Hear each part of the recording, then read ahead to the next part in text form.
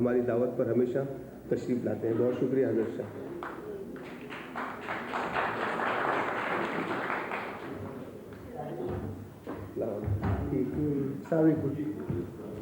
इससे ज़्यादा नहीं होगा, इससे ज़्यादा नहीं होगा।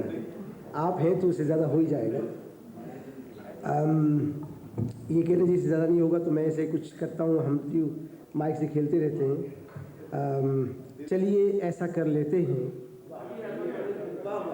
चलिए ऐसा कर लेते हैं, आँख में मंजर भर लेते हैं।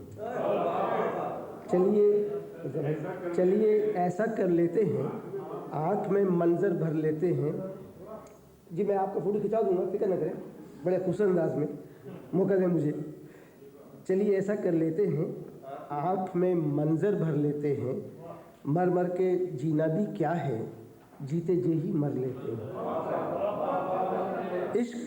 इश्क जुनू हो या वहशत हो, इश्क जुनू हो या वहशत हो, ये सारे ही सर लेते हैं। गुजराती भाई थे ना, मैं भी गुजराती बोल रहा हूँ। दुनिया हमसे खौफज़दा है, हम दुनिया से डर लेते हैं। ले लें हंसते होंठ वो हज़रत शाह, हम चश्मे तर लेते हैं। और वो मौके से फ़ायदा उठाना चाहिए, आप बोर हो रहे हैं तो एक गज़ल हो भाई।